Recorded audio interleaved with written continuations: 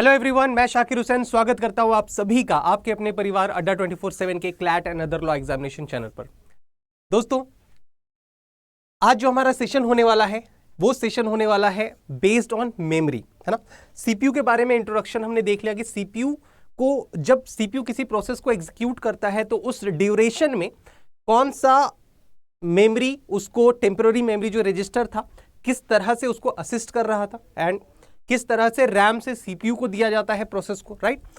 आज हम लोग बात करने वाले हैं आगे, क्योंकि इंटरनल प्रोसेसर मेमोरी के बारे में हम जान चुके हैं, यानी कि हम देख चुके हैं कि रजिस्टर क्या होता है, कैश मेमोरी क्या होता है। आज उसके आगे बात करेंगे प्राइमरी मेमोरी, यानी कि रैम के बारे में, रोम के बारे में, सेकेंडरी मेमोरी के बारे में बात करेंगे, ठीक है। तो बिना किसी डिले के जल्दी से स्टार्ट कर लेते हैं हम लोग अपने सेशन को, राइट। तो सबसे पहले अगर बेसिक देखा जाए मेमोरी क्या है, तो मेमोरी सिंपली अगर बात किया जाए तो हमने जैसा अभी तक हमने देखा है, तो भाई क्या है, एक तो जो आपको स्टोरेज दे, ठीक है। स्टोरेज तो हमें मिलेगा ही मिलेगा, साथ ही साथ हमने ये भी देखा कि मेमोरी का यूज हम तब भी कर रहे हैं जब किसी प्रोसेस को एग्जीक्यूट कर रहे हैं, है ना। तो रनिंग टाइम में भी उसकी जरूरत पड़ रही है एंड स्टोरेज के लिए भी उसकी जरूरत पड़ रही है, राइट। तो इसके अंदर अगर बात करें मेमोरी यूनिट की, तो मेमोरी यूनिट क्या होता है, amount of data that can be stored in a storage unit, ठीक है। किसी भी स्टोरेज यूनिट के अंदर जो अमाउंट ऑफ डेटा आपका स्टोर हो रहा है उसे बोलते हैं हम लोग मेमोरी यूनिट बोलते हैं, ठीक है। स्टोरेज कैपेसिटी की अगर बात किया जाए, कि अगर आपसे क्वेश्चन पूछा जाए कि भाई स्टोरेज कैपेसिटी जो है वो किस में मेजर किया जाता है, ठीक है, तो आपको जवाब देना है storage capacity expressed in terms of bytes, ठीक है। स्टोरेज की जो कैपेसिटी होगी वो बाइट्स में होगी। अभी बाइट बिट क्या होता है वो अभी हम लोग बात करेंगे, ठीक है। अगर बिट की बात करें तो बिट का फुल फॉर्म होता है आपका बाइनरी डिजिट, ठीक है। बिट का फुल फॉर्म आपसे पूछा जाता है एग्जामिनेशन में, तो बिट का मतलब होता है बाइनरी डिजिट। अब बाइनरी के बारे में आपको पता है कि बाइनरी दो तरह के डिजिट होते हैं, एक होता है 0 और दूसरा होता है 1। First is 0 and second is 1, ठीक है।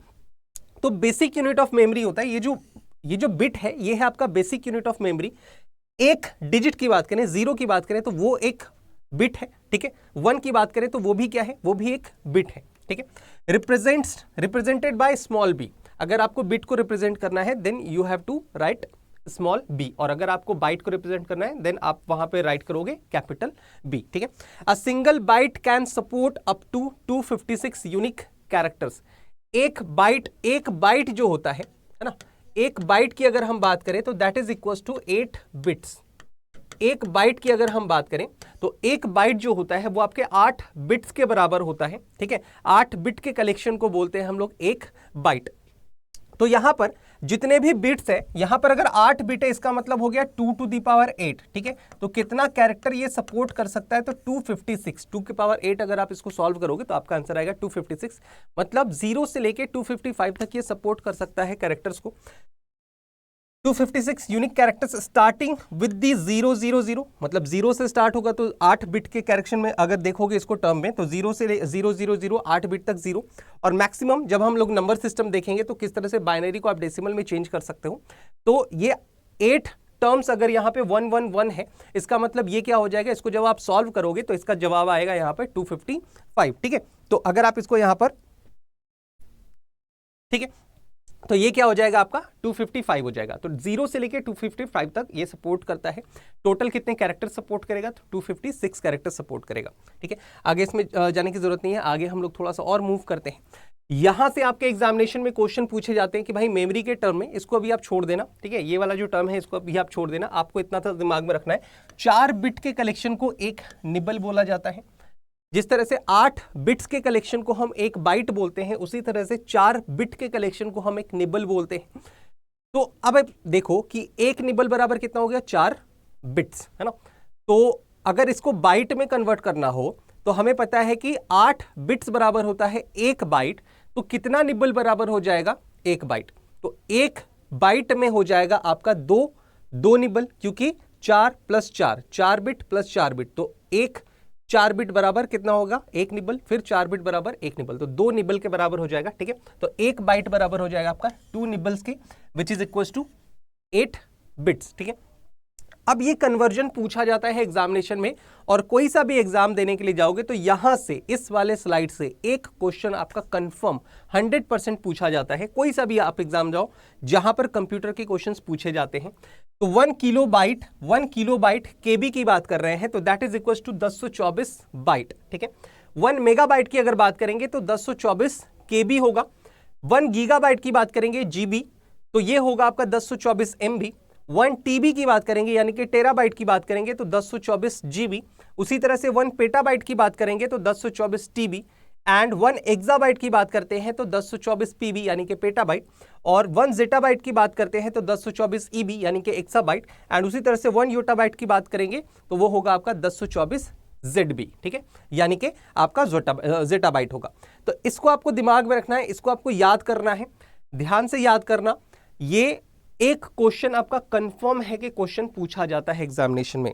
यहां तक अगर क्लियर है तो एक बार कमेंट करके बता देंगे कि हाँ सर यहां तक जो है वो बिल्कुल बहुत अच्छी तरह से क्लियर हो चुका है, राइट। बिट क्या होता है, बाइट क्या होता है, वो हमें समझ में आ चुका है। आगे बात करते हैं। ये वाला जो टर्म है ये हम देख चुके हैं, internal processor memory. Internal processor मतलब प्रोसेसर के साथ जो मेमोरी काम कर रहा था। जैसे जो रजिस्टर था, रजिस्टर आपका प्रोसेसर के साथ ही अटैच रहता है। रजिस्टर जो है वो आपका प्रोसेसर के साथ ही अटैच था, तो हम उसको बोल सकते हैं internal processor memory. Cache memory के बारे में भी हमने देखा कि L1 कैश जो था वो प्रोसेसर का ही पार्ट था, L2 और L3 कैश जो था वो रैम और CPU के बीच में लगा हुआ था, है ना। तो इन दोनों को हम इंटरनल प्रोसेसर मेमोरी बोल सकते हैं, जिसमें रजिस्टर जो है वो फास्टेस्ट था, ठीक है। रजिस्टर जो है वो क्या है, फास्टेस्ट मेमोरी है, जो बहुत स्पीड आपका काम करता है और एक्सपेंसिव भी बोल सकते हैं, काफी एक्सपेंसिव भी होता है, राइट। आज जो हमारा सेशन होने वाला है वो हम लोग मेन मेमोरी यानी कि रैंडम एक्सेस मेमोरी को ही मेन मेमोरी भी बोला जाता है। तो प्राइमरी मेमोरी के अंदर दो चीजें आती हैं, रैम और रोम, ठीक है। मेन मेमोरी अगर बात करें, जब भी हम मेन मेमोरी की बात करेंगे तो वहां पर हमारा टर्म जो होगा वो रैम को कंसीडर करेंगे।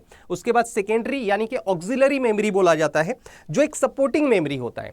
तो ये रैम जो होगा वो आपको वैसा मेमोरी होता है जहां पर प्रोसेस का एग्जीक्यूशन हो रहा है ना। मतलब रैम से सीपीयू को मिल रहा है, इसका मतलब रैम जो है वो प्रोसेस का आपका हिस्सा है। अगर रैम नहीं होगा तो आपका प्रोसेस का एग्जीक्यूशन सीपीयू को कैसे मिलेगा, तो वो एनवायरमेंट प्रोवाइड कर रहा है आपको रैम, ठीक है।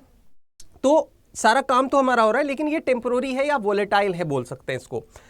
अगर हमें कुछ चीजों को स्टोर करके रखना है, जिसे हमें 1 साल के बाद देखना है या 2 दिन के बाद देखना है, और हमारे पास काफ़ी डेटा है, मान लो घर में शादी हुई, शादी का डेटा है, वीडियो पढ़े हैं, हम अपने लैपटॉप पे उसको सेव करके रखना चाहते हैं, हार्ड डिस्क में उसको सेव करके रखना चाहते हैं, तो वैसा मेमोरी जो आपको क्या दे, सपोर्ट करे कि भाई असिस्ट करे, या ऑक्सिलरी मेमोरी एक सपोर्टिंग रोल अदा करे कि हाँ आप टेम्पोररी नहीं, आप इसको परमानेंटली स्टोर करके रख सकते हो। अगर इसमें इलेक्ट्रिसिटी नहीं भी जा रहा है ना, तब भी आपका डेटा जो है वो सिक्योर है, तब भी जो डेटा है वो डिलीट नहीं होगा, वो टेम्पोररी नहीं, वो परमानेंट है। तो उसके लिए हम लोग सेकेंडरी मेमोरी की बात यहां पर करेंगे, ठीक है। तो primary memory and secondary memory का चर्चा यहां पर आज हम लोग करने वाले हैं, और ये आपका हो चुका है। चलो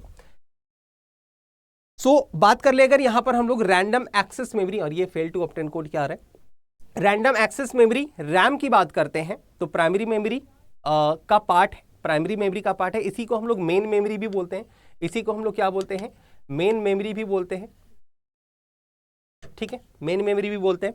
memory unit of a system from which the processor can quickly access the memory. और इससे पहले कई सारे क्लासेस में हमने बात की है कि भाई जब हम बात कर रहे हैं रैंडम एक्सेस मेमोरी की, तो हम किसी भी चीज पर क्लिक करते हैं, कोई सा भी प्रोग्राम हो, कोई सा भी डेटा हो, जिस पर हम क्लिक करेंगे वो उठ कर आता है सबसे पहले आपका रैम के पास, और फिर रैम से मिलता है सीपीयू के पास। जब हमने रजिस्टर पढ़ा, जब हमने कैश मेमोरी पढ़ा, तो उसमें हम लोगों ने बहुत डिटेल में इन चीज़ों को देखा है, राइट।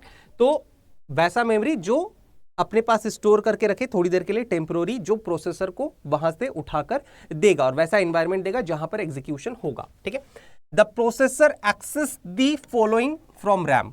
अब प्रोसेसर क्या क्या चीजों को एक्सेस कर सकता है रैम से, तो part of the operating system, क्योंकि ऑपरेटिंग सिस्टम जब आप सिस्टम को बूट करते हो यानी कि सिस्टम को स्टार्ट करते हो, तो सबसे पहला प्रोग्राम जो होता है वो क्या होता है, आपका बायोस लोड होता है। बायोस लोड होने के बाद उसके बाद आपका आ जाता है वहां से ऑपरेटिंग सिस्टम का पार्ट रैम के अंदर उठकर, ठीक है। जो हम लोग जब ऑपरेटिंग सिस्टम पढ़ेंगे या सॉफ्टवेयर पढ़ेंगे उसमें देखेंगे, तो वहां से उठकर ऑपरेटिंग सिस्टम का पार्ट आ जाता है। और अगर आपके सिस्टम में ऑपरेटिंग सिस्टम नहीं है तो आपका सिस्टम जो है वो बूट नहीं हो सकता, तो ऑपरेटिंग सिस्टम का पार्ट आएगा, एंड देन उसके बाद सारा का सारा कंट्रोल ऑपरेटिंग सिस्टम के पास रहेगा, एंड देन बैकग्राउंड में सारी चीज़ों को वो मैनेज करेगा। तो पार्ट ऑफ ऑपरेटिंग सिस्टम को वहां से एक्सेस कर सकता है। करेंटली रनिंग एप्लीकेशन, जिस एप्लीकेशन को आप चलाना चाहते हो, एप्लीकेशन क्या होता है, सिस्टम सॉफ्टवेयर क्या होता है, इसके बाद जब हम लोग सॉफ्टवेयर में जाएंगे वहां पर आपको क्लियर हो जाएगा। ठीक है, एप्लीकेशन प्रोग्राम सिंपली इतना सा दिमाग में रखना, जिस प्रोग्राम को हमारे लिए बनाया गया है वैसा प्रोग्राम जिससे डायरेक्टली हम जाके इंटरैक्ट करते हैं, अपना काम करते हैं, उस तरह के प्रोग्राम्स, उस तरह के सॉफ्टवेयर को हम लोग एप्लीकेशन सॉफ्टवेयर बोलते हैं। ठीक है, तो currently running application software, copying moving data from one place to another place, ये सारी चीजें जो हैं ये सारा रैम से एक्सेस करता है आपका सीपीयू। ठीक है, रैम से आपका सीपीयू एक्सेस करता है। ये आपको रैंडम एक्सेस मेमोरी का एक दिख रहा है, इसके स्लॉट्स होते हैं जहां पर रैंडम एक्सेस मेमोरी रहता है मदरबोर्ड के अंदर में, राइट। चलो, रैम के अगर हम बात करें, रैम क्या होता है तो भाई टेम्परोरी मेमोरी होता है। रैम क्या होता है तो भाई टेम्परोरी मेमोरी होता है। कैसा होता है? वोलेटाइल होता है। बच्चे से पढ़ते आ रहे होगे आप लोग, वोलेटाइल होता है। वोलेटाइल होने का मतलब क्या है? जब तक इसके अंदर इलेक्ट्रिसिटी जा रहा है, इसका जो डेटा है, इसके अंदर जो कंटेंट है वो रिटेन रहता है। जैसे इलेक्ट्रिसिटी जाना इसमें बंद हो गया, करंट का फ्लो जाना बंद हो गया, इसके अंदर जो भी डेटा है वो सारा का सारा डेटा क्या हो जाता है? वैनिश हो जाता है। ठीक है, वो सारा का सारा डेटा क्या हो जाता है? वैनिश हो जाता है। इसलिए इसको टेम्परोरी रखा गया। और क्योंकि एग्जीक्यूशन में ये हेल्प करता है, यहां से सीपीयू को मिलता है। अगर उसको हम फिक्स कर देंगे तो एक लिमिटेशन हो जाएगा कि भाई इतना ही प्रोग्राम इसमें रह सकता है, तो बाकी प्रोग्राम कैसे आएगा, है ना। आप जितना इनपुट दोगे वो 4 GB 8 GB 10 GB 12 GB जो भी होगा वो वहां पर उतना फिक्स हो जाएगा, तो बाकी के प्रोग्राम्स कैसे एग्जीक्यूट करेंगे। इसलिए उसको टेम्पररी रखा जाता है कि आइए अपना काम कीजिए और यहां से निकल जाइए। ठीक है, तो दो तरह के होते हैं, एक होता है स्टैटिक रैम और दूसरा होता है आपका डायनेमिक रैम। ठीक है, एक होता है स्टैटिक रैम और दूसरा होता है डायनेमिक रैम। एस रैम और डी रैम का फुल फॉर्म भी बार बार पूछा जाता है। तो स्टैटिक रैम की अगर बात करें तो holds data in static form, that is as long as the memory has power. ठीक है, जब तक मेमोरी जा रहा है। और ये static RAM works as cache memory. ठीक है, कैश मेमोरी की तरह ये स्टैटिक रैम आपका काम करता है, बहुत फास्ट होता है। लेस स्टोरेज की अगर बात करें, थोड़ा सा अगर इसका जो स्पेस होगा, ऑब्वियसली बात है कैश का क्योंकि एमबीज में होता है, जीबीज में भी नहीं होता, तो ये बहुत कम स्पेस लेता है। ठीक है, unlike dynamic RAM it does not need to be refreshed. ये पॉइंट बहुत इंपॉर्टेंट है। जब हम स्टैटिक रैम की बात करते हैं तो स्टैटिक रैम के अंदर जो डेटा है उसको रिटेन करने के लिए अपने आप को रिफ्रेश करने की जरूरत नहीं है। लेकिन मेजॉरिटी ऑफ जो वर्क्स होते हैं वो आपका जो काम होता है वो होता है डायनामिक रैम के अंदर में, जिसको डायनामिकली एलोकेट करने की जरूरत पड़ती है। और क्योंकि डायनामिकली एलोकेट कर रहे हैं, या मान लो अगर आप गेम खेल रहे हो तो गेम खेल रहे हो तो बहुत सारा क्या होता है, प्लेयर है उसमें, कभी यहाँ स्विच कर रहा है कभी वहां स्विच कर रहा है, तो उसके पोजीशंस को बार बार क्या करना पड़ेगा? एक्टिवेट करना पड़ेगा, बार बार डेटा को रिटेन करना पड़ेगा, तो रिफ्रेश करने की जरूरत बार बार पड़ती है। तो इस तरह से क्या होता है, क्योंकि मेजॉरिटी ऑफ वर्क जो होगा उसमें होगा, तो डायनामिक रैंडम एक्सेस मेमोरी में क्या होगा, आपका डेटा को रिटेन करने के लिए उसको बार बार रिफ्रेश करने की जरूरत पड़ती है, लेकिन स्टैटिक में जरूरत नहीं पड़ती। ठीक है, ये लिख दिया है, often used as cache memory due to its high speed. High speed की वजह से इसको कैश मेमोरी की तरह भी यूज करते हैं। ठीक, चलिए सेकेंड टर्म की अगर बात करें, dynamic random access memory stores each bit of data in memory cell, usually consist of tiny capacitor. जो डायनामिक रैंडम एक्सेस मेमोरी की बात करें तो इसमें कैपेसिटर्स भी होते हैं, सो दैट डेटा को जो है वो स्टोर करके रखा जा सके। ठीक है, तो memory cell usually consisting of capacitor and transistor भी होता है इसके। हम लोगों ने देख चुके हैं, जब हम ये पढ़ रहे थे, जनरेशन पढ़ रहे थे, उसमें सेकेंड जनरेशन में ट्रांजिस्टर्स का डेवलपमेंट हो चुका था, है ना। वो typically based on metal oxide semiconductor technology. ठीक है, तो मेटल ऑक्साइड सेमीकंडक्टर टेक्नोलॉजी के बेस पे दोनों काम करता है। डायनामिक रैंडम एक्सेस के मेमोरी के अंदर में ट्रांजिस्टर्स भी होते हैं एंड उसमें कैपेसिटर्स भी होता है, उसमें इलेक्ट्रॉन का फ्लो भी होता है एंड डेटा का स्टोरेज भी होता है। ठीक है, डेटा का स्टोरेज भी होता है।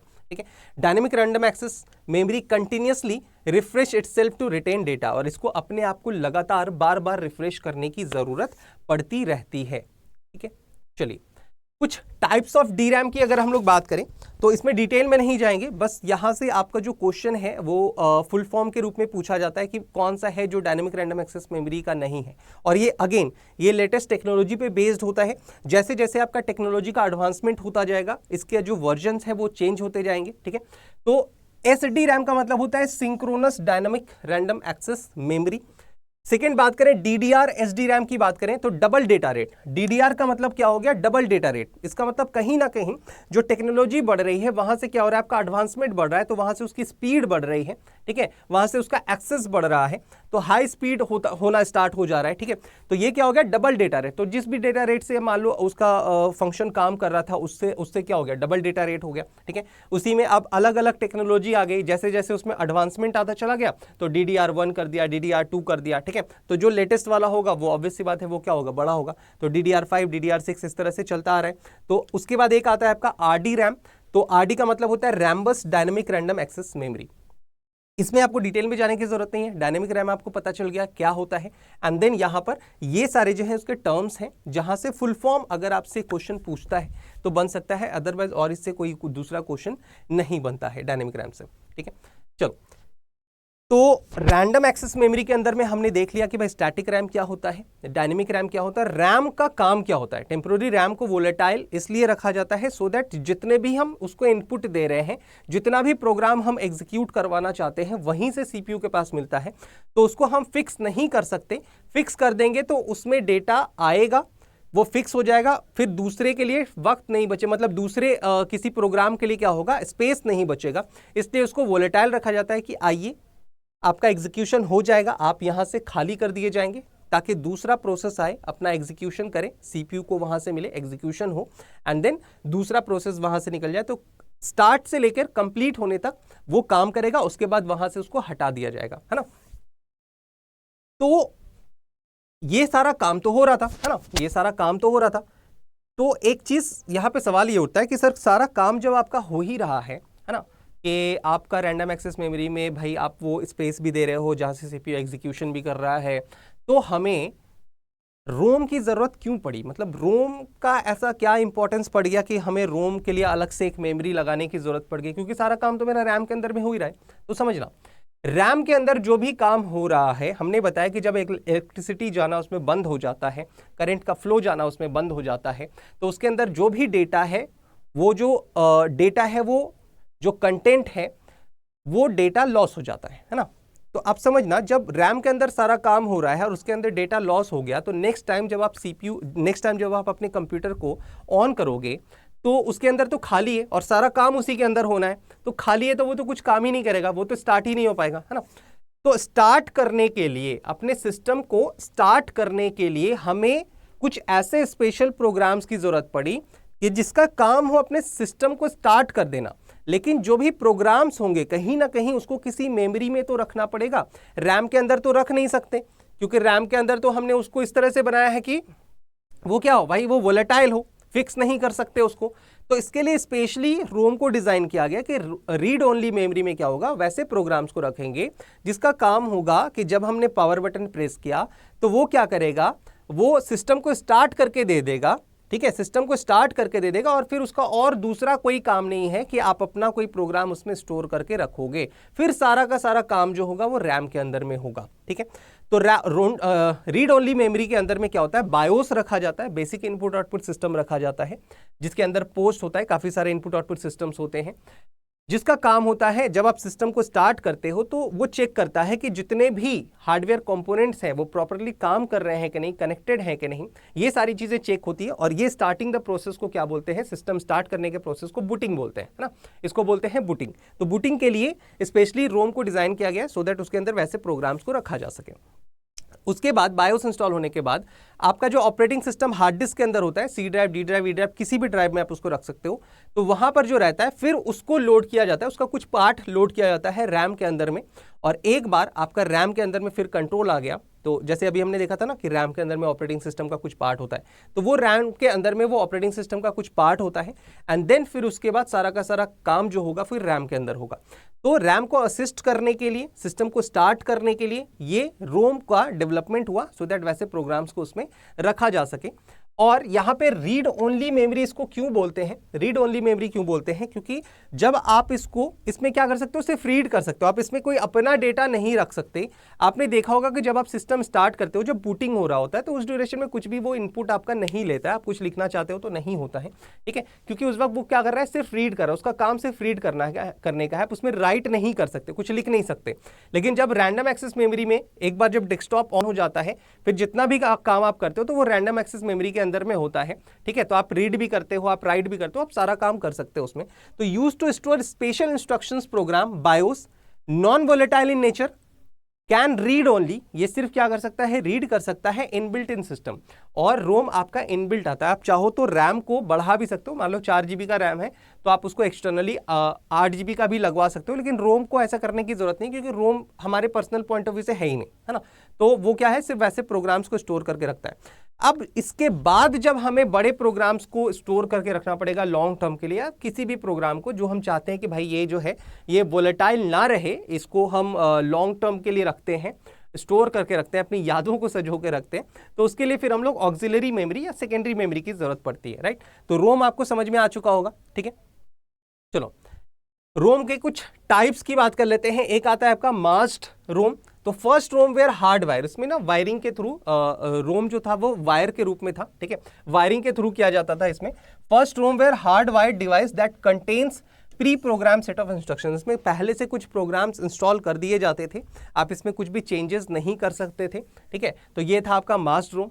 धीरे धीरे रोम के अंदर में भी क्या आता चला गया, इन्वॉल्वमेंट मतलब इवॉल्वमेंट आता चला गया, रोम के अंदर में भी टेक्नोलॉजी बढ़ती चली गई, धीरे धीरे उसका भी क्योंकि अलग अलग डिवाइसेस के लिए अलग अलग टाइप के रोम यूज होते हैं, ठीक है। आपका प्रिंटर है तो उसके लिए भी रोम यूज होता है, तो डिवाइसेस के लिए अलग अलग टाइप के रोम यूज होते हैं, ठीक है। दूसरा आ गया आपका प्रोग्रामेबल रीड ओनली मेमोरी, यानी कि प्रोम। प्रोम का मतलब होता है प्रोग्रामेबल रीड ओनली मेमोरी। तो अब नाम से समझना, इसको आप प्रोग्राम कर सकते हो, यानी कि प्रोग्रामिंग कर सकते हो, वन टाइम प्रोग्रामिंग होता है। एक बार आपने इसको प्रोग्रामिंग कर दी, एक बार आपने इसमें प्रोग्रामिंग कर दी तो फिर आप उसको चेंज नहीं कर सकते हो, ठीक है। तो program by the user once program the data and instructions can not be changed. एक बार अगर इसमें प्रोग्रामिंग कर दी गई है तो इसके बाद फिर आप उसको चेंजेस नहीं कर सकते हो, ठीक है। तो ये होता है आपका प्रोम। नेक्स्ट की बात करें तो नेक्स्ट आता है आपका erasable programmable read only memory, यानी कि ई प्रोम आता है। ई प्रोम का काम होता है कि भाई हम चाहते हैं कि इसी चीज को हम यूटिलाइज करें। मान लो हमने प्रोग्रामिंग कर दी इसके अंदर, हमें उसी तरह के रोम की जरूरत पड़ रही है, हमें इसमें कुछ अपडेट करने की जरूरत पड़ रही है, कुछ चेंजेस करने की जरूरत पड़ रही है, तो क्या हम दूसरा खरीद के लाएंगे या हम उसी के अंदर चेंजेस कर सकते हैं, राइट। तो उसके अंदर चेंजेस धीरे धीरे क्या होना लगा, एडवांसमेंट होना स्टार्ट हो चुका है। तो अब क्या आ गया, erasable programmable read only memory आ गया, यानी कि अब जो रोम है आप उसमें प्रोग्राम्स जो है उसको इरेज कर सकते हो, ठीक है, इरेज कर सकते हो एंड रीप्रोग्राम कर सकते हो, इरेज करके रीप्रोग्राम कर सकते हो। तो erasable programmable read only memory E PROM, expensive than ROM. अब टेक्नोलॉजी बढ़ेगा तो ऑब्वियस सी बात है कि थोड़ा सा क्या होगा, फैसिलिटी दे रहा है तो थोड़ा तो कॉस्ट बढ़ेगा। Data can be erased and reprogram repeatedly, बार बार आप इसको डेटा को रिपीट कर सकते हो, मतलब बार बार इरेज कर सकते हो, बार बार प्रोग्राम कर सकते हो, तो रीप्रोग्रामेबल हो गया। Data can be erased by using ultraviolet रे। ये जो अल्ट्रावायलेट लाइट है, डेटा को इरेज करने के लिए अल्ट्रावायलेट लाइट का यूज किया जाता है। ये इंपॉर्टेंट टर्म है कि ई प्रो में पूछता है कि कौन सी टेक्नोलॉजी का यूज करते हैं, तो अल्ट्रावायलेट लाइट का यूज किया जाता है। इट इज नॉट सेलेक्टिव, ये टर्म समझना कि ये जो है ये सिलेक्टिव नहीं है। अब सिलेक्टिव नहीं होने का मतलब क्या हो गया, भाई ये सिलेक्टिव नहीं है। सिलेक्टिव क्यों नहीं है, सिलेक्टिव नहीं होने का क्या मतलब हो गया कि अगर हम चाहते हैं कि मेरा जो रोम है, हम चाहते हैं कि नहीं बाकी सब तो सही है, लेकिन इसमें जो एक प्रोग्राम है इसको हमें चेंज करना है, या इसमें थोड़ा सा हमें क्या करना है, अपडेट करना है, तो हम चाहते हैं किसी पर्टिकुलर पोर्शन में जाके उसमें जाके चेंज कर ले, तो ये नहीं होगा।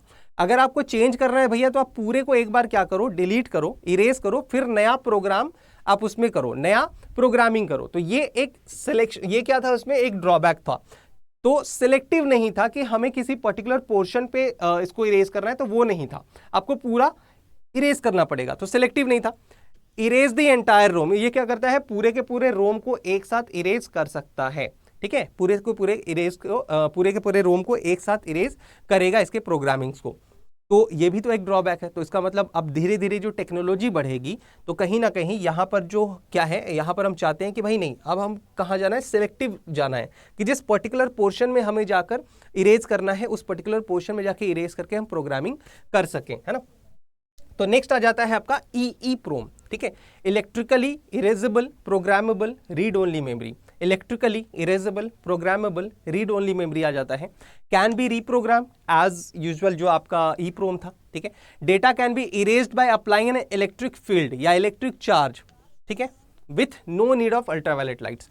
अल्ट्रावायलेट लाइट का यूज ना करते हुए इलेक्ट्रिक फील्ड या फिर इलेक्ट्रिक चार्ज का यूज होने लगा किसमें, EEPROM में, electrically erasable programmable read only memory के अंदर में। Can erase a portion of a chip, किसी जो चिप है उसके एक सेक्शन को जहां पर आपको इरेज करना है वहां पर जाके इरेज कर सकते हो। आपको पूरा एंटायर जो डेटा है, एंटायर जो प्रोग्रामिंग है चिप के अंदर, उसको आपको इरेज करने की जरूरत नहीं है। तो ये क्या हो गया, सिलेक्टिव हो गया। तो process of reprogramming is flexible but slow. जो प्रोसेस है वो बार बार रीप्रोग्रामिंग तो हो गया लेकिन थोड़ा सा प्रोसेस में स्लो होता है। प्रिंटर यूजेस EEPROM मोस्टली, जो प्रिंटर है, प्रिंटर में जो यूज होता है वो EEPROM का मोस्टली यूज होता है। ये भी एक क्वेश्चन बनता है कि प्रिंटर में क्या यूज होता है, तो EEPROM यूज होता है, ठीक है।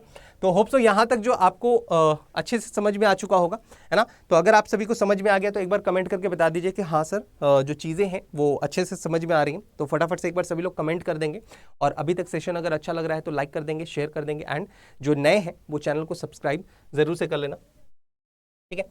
चलो नेक्स्ट टर्म आता है हमारे पास, भाई नेक्स्ट टर्म है हमारे पास सेकेंडरी मेमोरी। तो सेकेंडरी मेमोरी हमने देखा कि सेकेंडरी मेमोरी क्या होता है। तो वैसा मेमोरी जो सपोर्टिंग मेमोरी हो, आपको अगर स्टोर करके रखना है, मतलब लॉन्ग टर्म के लिए स्टोर करके रखना है, जो वोलेटाइल ना हो, जो ऑब्वियसली बात है वो कैसा हो, नॉन वोलेटाइल हो, ठीक है। तो non volatile permanent memory for storage data, also used for backup. Backup के लिए भी हम लोग यूज करते हैं, परमानेंट डेटा के लिए हम लोग यूज कर सकते हैं, है ना। आपका जो हार्ड डिस्क होता है वो क्या है, एक तरह का सेकेंडरी मेमोरी है। आपका जो पेन ड्राइव है वो भी क्या है, सेकेंडरी मेमोरी है। जो आप मार्केट से हार्ड डिस्क खरीद के लाते हो, SSD लाते हो, वो सब क्या है, सेकेंडरी मेमोरी है। तो सेकेंडरी मेमोरी कई तरह के आते हैं। ये आपका HDD है, हार्ड डिस्क ड्राइव है।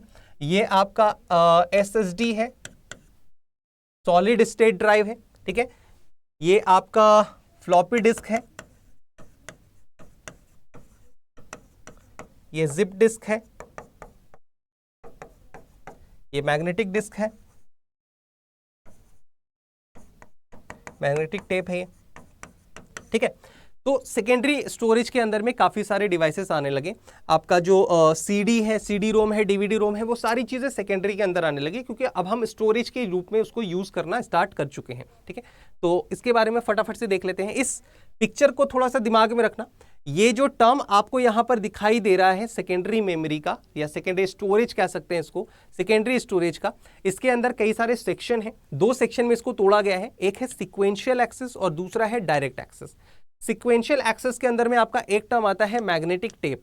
मैग्नेटिक टेप जो पहले आपने देखा था टेप रिकॉर्डर, टेप रिकॉर्डर में एक कैसेट होता था जिसमें रील्स लगे होते थे, है ना, जो घूमता था, आपको अगर ध्यान में होगा तो वो मैग्नेटिक टेप पर बेस्ड था, ठीक है। तो सीक्वेंशियल था। सीक्वेंशियल कहने का क्या मतलब हो गया कि भाई अगर मान लो मैंने आपको डिक्शनरी दिया और मैंने बोला कि आपको जो है वो सनफ्लावर का देखना है कि भाई क्या होगा, इसका मीनिंग क्या है। तो लेकिन मैंने आपको बोला कि आपको जो डिक्शनरी देखना है, पहले A से पूरा वर्ड देखना है, फिर B से देखना है, फिर C से देखना है, और इस तरह से आपको सनफ्लावर तक जाना है, तो काफ़ी टाइम टेकिंग हो जाएगा, है ना। तो आपको क्या करना है, सीक्वेंस वाइज आप एक एक पेज पे जा रहे हो, एक एक वर्ड को देखते हुए। लेकिन डायरेक्ट एक्सेस में क्या हो गया, डायरेक्ट एक्सेस में आप डायरेक्टली जाओगे S वाले वर्ड पे और X वाला पेज खोलोगे और वहां पर सनफ्लावर का डायरेक्टली आप निकाल लोगे। तो सेकेंड वाले केस में, डायरेक्ट वाले में क्या हो गया, आपका जो एक्सेस है वो फास्ट हो गया, है ना, और इसमें क्या हो गया, सिक्वेंशियल में एक्सेस स्लो हो गया। तो वही इसी पे ये काम करता था, सिक्वेंशियल एक्सेस, यानी कि मैग्नेटिक टेप उसी पे काम करता था, सीक्वेंस में जाता था, डायरेक्टली डेटा को फेच नहीं कर पाता था, उसको सीक्वेंस में जाने की जरूरत पड़ती थी। और डायरेक्ट में क्या हो गया, डायरेक्ट में डायरेक्टली डेटा को जाके फेच कर सकता है। तो डायरेक्ट एक्सेस के अंदर 3 चीजें आती हैं, magnetic disk, optical disk, magneto optical disk. Magnetic disk, optical disk, magneto optical disk. Magnetic disk की अगर बात करें तो floppy disk, hard disk, zip disk इसके अंदर आता है मैग्नेटिक डिस्क के अंदर। ऑप्टिकल डिस्क में अगर बात करें तो CD-ROM, DVD-ROM और एक आता है वॉर्म। वर्म का मतलब होता है राइट वंस रीड मेनी, लिख लो राइट वंस रीड मेनी। इसके अंदर आता है आपका CDR, CDR, ठीक है, CDR, CDR, CD का मतलब होता है कॉम्पैक्ट, कॉम्पैक्ट डिस्क रिकॉर्डेबल, ठीक है, मतलब ये रिकॉर्ड कर सकते हो। तो और दूसरा होता है magneto optical disk. Magneto optical disk का मतलब क्या हो गया भाई, जो आपका मैग्नेटिक डिस्क का भी फीचर रखे और जो आपका जो क्या बोलते हैं ऑप्टिकल डिस्क है उसका भी फीचर रखे, उसको बोलते हैं हम लोग मैग्नेटो ऑप्टिकल डिस्क, ठीक है। मैग्नेटिक डिस्क के अंदर it consist of plastic metal plate which is coated with magnetic oxide, पूछता नहीं है लेकिन ठीक है। मैग्नेटिक डिस्क के अंदर तीन चीजें हमने देखी, floppy disk, hard disc and zip disk देख लिया, ठीक है। चलो नेक्स्ट है हमारे पास हार्ड डिस्क के बारे में देखें तो हार्ड डिस्क इसमें इतना आपको पढ़ने की जरूरत नहीं है। इसके अंदर हार्ड डिस्क सिंपली क्या हो गया आपका सेकेंडरी स्टोरेज डिवाइस होता है जो हम लोग बैकअप के लिए यूज करते हैं, जो हम लोग डेटा को फ्यूचर यूज के लिए स्टोर करके रखने के लिए यूज करते हैं। तो ये आपका हार्ड डिस्क है। ये कुछ सेक्शंस हैं जो पोर्ट कहलाते हैं, ठीक है। हार्ड डिस्क के अंदर दो टेक्नोलॉजी आपको देखने को मिलेगा। हार्ड डिस्क क्या है, HDD आपको देखने को मिलेगा, हार्ड डिस्क ड्राइव। एक है पाटा, पाटा का मतलब होता है parallel advance technology attachment, parallel advanced technology attachment. दूसरा होता है साटा, सीरियल एडवांस टेक्नोलॉजी अटैचमेंट। सिर्फ फुल फॉर्म याद रखना, आपको डिटेल में जाने की जरूरत नहीं है। SCSI का मतलब होता है small computer system interface, small computer system interface, ठीक है। तो ये तीन चीज का फुल फॉर्म याद रखना। बहुत ज्यादा डिटेल में जाने का टाइम भी नहीं है क्योंकि उतना ज्यादा डिटेल में आपसे क्वेश्चन पूछता भी नहीं है, तो बहुत ज्यादा डिटेल में आपको लेकर जाने की जरूरत भी नहीं है, ठीक है, टेक्नोलॉजी पे ना। हार्ड डिस्क के अंदर में एक चीज यहां पे आपको देखने की है जो समटाइम्स क्वेश्चन पूछ देता है, समझना। जो हार्ड डिस्क है, हार्ड डिस्क के अंदर आपको एक चीज यहां पर देखना है, ये जो हार्ड डिस्क है ना, यहां पे देखो ये जो टर्म आपको दिखाई दे रहा है इसको बोलते हैं हम लोग read write head, read write head बोलते हैं इसको, ठीक है, रीड राइट हेड बोलते हैं।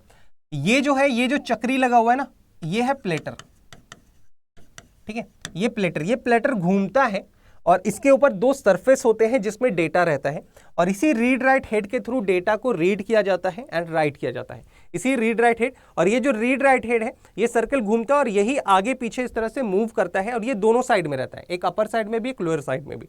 अब इसको थोड़ा सा यहां पर हम लोग देख लेते हैं। ये आपका एक आर्म असेंबली होता है जो फिक्स होता है, इसी के अंदर लगा होता है रीड राइट हेड। ये टर्म क्या है आपका, read write head, read write, ठीक है, ये आपका रीड राइट हेड है। ये ट्रैक आपको, ये मैंने आपको एक अभी बताया कि ये क्या है आपका प्लेटर है, ये क्या है प्लेटर है और इसी के अंदर में क्या होता है आपका डेटा रहता है। प्लेटर के पास क्या होता है, दो सरफेस होता है, एक अप सरफेस और एक लो सरफेस, और दोनों पे डेटा होगा तो दोनों पे ऑब्वियस सी बात है कि रीड राइट हेड यहां पर क्या होता है लगा होगा और दोनों तरफ डेटा को रीड करने के लिए यूज हो रहा होगा। ये फिक्स होता है ऑब्वियसली, ये क्या होता है फिक्स होता है और ये यहां पर स्पिंडल है जो इस तरह से रोटेट करता है। स्पिंडल क्या करता है, रोटेट करता है, ठीक है। ये स्पिंडल रोटेट करेगा तो ऑब्वियसली बात है डिस्क क्या होगा, डिस्क जो है वो इस स्पिंडल के अकॉर्डिंग है और ये घूमेगा डिस्क। और ये रीड राइट का जो मूवमेंट होगा ना, ये रीड राइट हेड का मूवमेंट आगे और पीछे होगा, इस तरह से आगे जाएगा एंड देन पीछे जाएगा, ठीक है। रीड राइट हेड क्योंकि फिक्स है यहाँ पर तो ये घूम रहा है, तो डेटा अलग अलग क्या है सेक्टर में है। अब सेक्टर क्या होता है, वो सारी चीजें क्या होती है उस पर हम लोग आगे बात करते हैं। तो इस पर्टिकुलर एक सरफेस को उठाकर, एक प्लेटर को उठाकर लाते हैं हम लोग यहां पर, ठीक है। आपका ये एक प्लेटर का सरफेस था, ठीक है, ये आप एक प्लेटर का सरफेस था, समझना इस टर्म को, बहुत इंपॉर्टेंट है, यहां से क्वेश्चन पूछा जाता है। ये आपका सरफेस है, ठीक है। अब डेटा को इसी में रखा जाता है। जिस तरह से आप कभी पार्टिसिपेट किया होगा आपने स्कूल में कभी रनिंग के लिए, तो आपने देखा होगा अगर एक राउंड वाला क्या होता है, अगर आपका मैदान होता है तो इस तरह से ट्रैक्स बना दिए जाते हैं और अलग अलग ट्रैक पे अलग अलग लोगों को दौड़ाया जाता है, ठीक है, जो पार्टिसिपेंट्स रहते हैं। तो ये जो सरफेस है इसको ना अलग अलग ट्रैक्स में बांट देते हैं। इसको क्या है, देखो ये क्या हो गया, ये इंडिविजुअल हो जाता है ट्रैक, इसको क्या बोलते हैं हम लोग ट्रैक। और हर ट्रैक में आपका क्या होता है, डेटा होता है। लेकिन ये तो पूरा ट्रैक है ना, पर्टिकुलर डेटा मेरा कहां पे रखा हुआ है उसका पता कैसे चलेगा।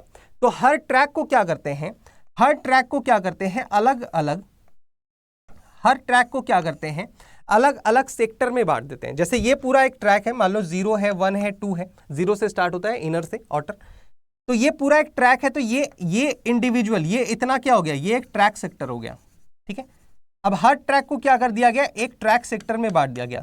तो ट्रैक का स्मॉलेस्ट सेक्शन क्या हो गया, उसको बोलते हैं हम लोग ट्रैक सेक्टर, जिसके इस पूरे ट्रैक में तो डेटा है आपका, लेकिन हर सेक्टर के अंदर में भी डेटा है, जिसको क्या बोलेंगे, ट्रैक सेक्टर बोलेंगे। अब समझना यहां पर, तो ये क्या हो गया, पूरा ट्रैक हो गया। अब ट्रैक को भी किस में बांट दिया हमने, ट्रैक सेक्टर्स में बांट दिया, ट्रैक सेक्टर में बांट दिया। और जिस तरह से आपका पिज्जा होता है ना, पिज्जा आप एक तरह से काटते हो, 4 स्लाइस 6 स्लाइस जब काटते हो, तो इस तरह से आपने देखा होगा, इस तरह से आप काटते हो, ठीक है। जब पूरे डिस्क की बात कर रहे हैं, पूरे डिस्क की बात कर रहे हैं, उसको जब इक्वल डिवीजन में आप तोड़ते हो, तो ये जो पूरा सेक्शन एक जो स्लाइस जैसा दिख रहा है, इसको बोलते हैं हम लोग डिस्क सेक्टर। इसको क्या बोलते हैं हम लोग, डिस्क सेक्टर बोलते हैं, ठीक है। और किसी भी 2 ट्रैक की बात कर रहे हैं, ट्रैक सेक्टर की बात कर रहे हैं, किसी भी 2 ट्रैक सेक्टर के कॉम्बिनेशन, मान लो एक ट्रैक सेक्टर ये है, एक ट्रैक सेक्टर आपका ये है, किसी भी 2 ट्रैक सेक्टर के कॉम्बिनेशन को, 2 या 2 से ज्यादा ट्रैक सेक्टर के कॉम्बिनेशन को हम बोलते हैं क्लस्टर, ठीक है। अब यहां पर एक चीज समझना बहुत इंपॉर्टेंट पॉइंट है कि भाई एक होता है सीक टाइम और एक होता है रोटेशनल डिले टाइम। ये क्या होता है, सीक टाइम क्या होता है, रोटेशनल डिले टाइम क्या होता है, समझना। जब हम किसी प्रोसेस को क्या करते हैं, एग्जीक्यूट करने की कोशिश करते हैं, मान लो हमने किसी पे क्लिक किया और ऑब्वियस सी बात है वो सीपीयू को मिलेगा, ठीक है, तो वो कहीं ना कहीं से तो रीड करेगा, कहीं ना कहीं से तो डेटा को फेच करेगा, ठीक है। तो फेच करने के लिए वो चीजें हार्ड डिस्क में, कहीं ना कहीं से वो फेच करने के लिए, तो डेटा इस तरह से आपका ट्रैक्स में है, ट्रैक्स में आपका डेटा है, ट्रैक्स में भी किस में है भाई, तो ट्रैक सेक्टर में, अलग अलग सेक्टर के अंदर डेटा है। और रीड कौन करेगा, तो रीड राइट हेड करेगा, ये भी हमें पता चल गया। तो मान लो हमारा जो डेटा है, सपोज कर लेते हैं कि ये हमारा इस तरह से ट्रैक था, ठीक है। मान लेते हैं कि ये वाले ट्रैक में हमारा डेटा है, ठीक है, ये इस तरह से मान लो मैंने इसको तोड़ दिया, हालांकि इसको इक्वल डिवीजन करना चाहिए था। मान लेते हैं कि इस वाले ट्रैक के अंदर में हमारा डेटा कहीं पर, यहां पर डेटा है हमारा, इस वाले ट्रैक में हमारा डेटा यहां पर है, ठीक है, इस वाले ट्रैक सेक्टर के अंदर हमारा डेटा है। और रीड राइट हेड हमारा सपोज कर लो यहां पर इस तरह से लगा हुआ है, रीड राइट हेड हमारा इस तरह से लगा हुआ है,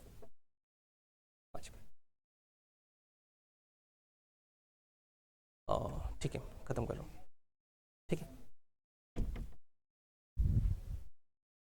समझना। तो इस तरह से रीड राइट हेड जो है आपका ट्रैक सेक्टर में बटा हुआ है। तो जो आपके सिस्टम है ना, जो आपका रीड राइट हेड है, रीड राइट हेड को पर्टिकुलर ट्रैक पे जाने के लिए जो टाइम लगा उसको बोलते हैं हम लोग सीक टाइम।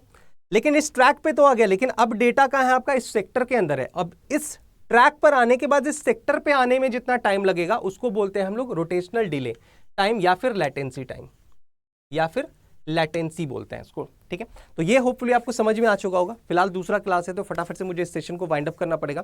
तो आपको जो भी चीजें समझ में आई हैं या नहीं समझ में आएगा तो मुझे कमेंट करके जरूर से बता देना। Till then everyone, good bye, take care, जय हिंद।